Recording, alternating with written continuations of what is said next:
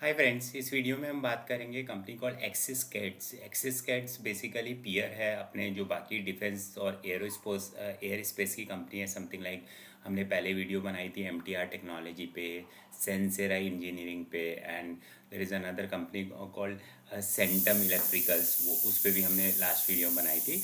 तो same space की company है, and since there is a big Tailwind around this aerospace और you called इस डिफेंस और इलेक्ट्रॉनिक कंपनी को लेके, तो आई थॉट ये कंपनी काफ़ी सही कर रही है in terms of their financial number.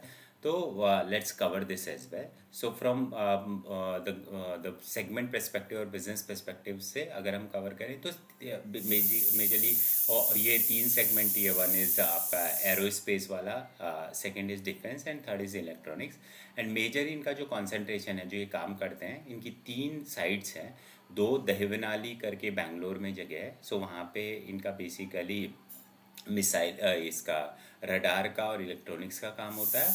और दूसरी जो इनकी साइट हैदराबाद में है, वहाँ पे इनका बेसिकली मिसाइल से रिलेटेड काम होता है। और अगर मैं रेवेन्यू जोग्राफी वाइज सेगमेंट की बात करूँ तो इनका 1/3 रेवेन्यू यूएस से आता है, 1/3 रेवेन्यू यूरोप से आता है, एंड 1/3 रेवेन्यू इंडिया से आता है। इंडिया का जो मेजर रेवेन्यू है वो गवर्नमेंट ड्रिवन है mostly, so that's where the revenue segment is there. But good part of the story equally spread है। एंड जो आप अगर यूएस एंड यूरोप की बात कर रहे हो तो वहाँ पे it's more driven by the private party, so from that perspective there is no risk. Business को सेगमेंट करें तो इनके पहले एक नॉन कोर बिजनेस हुआ करता था जो ये डाइवेस्ट करने की कोशिश कर रहे हैं, और एक कोर बिजनेस है। So non core business hopefully they will diverse in Q4। And जो कोर बिजनेस है जो है, उस कोर बिजनेस को भी टू पार्ट्स में बांटा जा सकता है, एक सर्विस रिलेटेड बिजनेस और एक प्रोडक्शन या मैन्युफैक्चरिंग रिलेटेड बिजनेस। तो सर्विस रिलेटेड बिजनेस का अभी जो कंट्रीब्यूशन है वो कुछ अराउंड 40% है, और सॉरी करीबन 70% है, और करीबन 30% है जो वो प्रोडक्शन रिलेटेड है।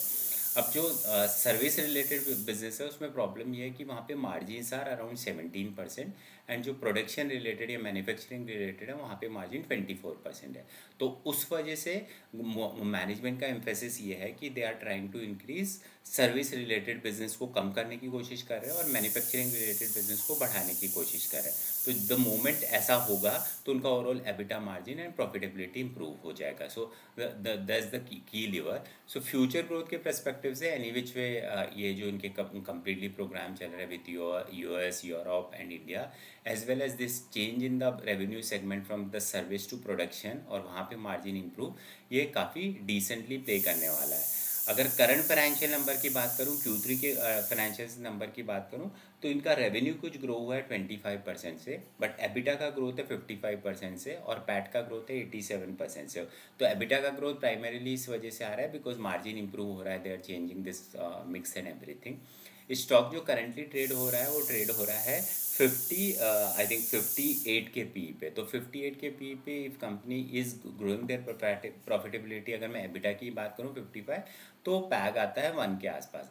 एट द सेम टाइम अगर मैनेजमेंट से फ्यूचर ग्रोथ परस्पेक्ट की बात की तो मैनेजमेंट कैटेगोरिकली सेट कि वो 40 to 50% का ग्रोथ इस साल करने वाले हैं, और FY27 में भी 40 से 50% का ग्रोथ करने वाले हैं। तो from that perspective seems like अगर नेक्स्ट ईयर का फॉरवर्ड पी निकालूंगा तो इनफैक्ट वो 59 से भी कम आएगा और पैग रेशो और कम हो जाएगा। तो from that perspective valuation seems to be okay in terms of, in fact अगर आप दूसरे पीयर से भी कंपेयर करोगे MTR और सेंसेरा, तो उस परस्पेक्टिव से भी the valuation seems to be okay. तो that's where it is. And management seem to be quite comfortable when it comes to what you call growth projection and everything. In fact, they said कि it's a conservative projection, and hopefully they will over deliver. That's what is their plan. In terms of order book की अगर मैं बात करूं तो current उनकी जो order book है वो कुछ 3,000 से 3,400 करोड़ की है, जबकि इनकी ट्रेलिंग 12 मंथ का रेवेन्यू देखो तो वो 1,200 करोड़। तो बेसिकली उनकी जो करंट ऑर्डर बुक और वो बोले कि फोरकास्ट विजिबिलिटी है वो 3 times of the previous 12 months की रेवेन्यू का। सो from that perspective also it gives the comfort. So overall, good opportunity to track in terms of a sector which is going through the tailwind. The valuation seems to be okay, not very something like value buy or something like that. Management is giving clear guidance which again gives the comfort that management will able to deliver. the proper revenue geography bifurcation, so it's not Indian government driven kind of a business. And growth levers are there in terms of the changing the revenue mix from service to product. At the same time, the diverse facility at Bangalore and Hyderabad. So from that perspective, good company to track and observe. No buy and sell recommendation. Thank you.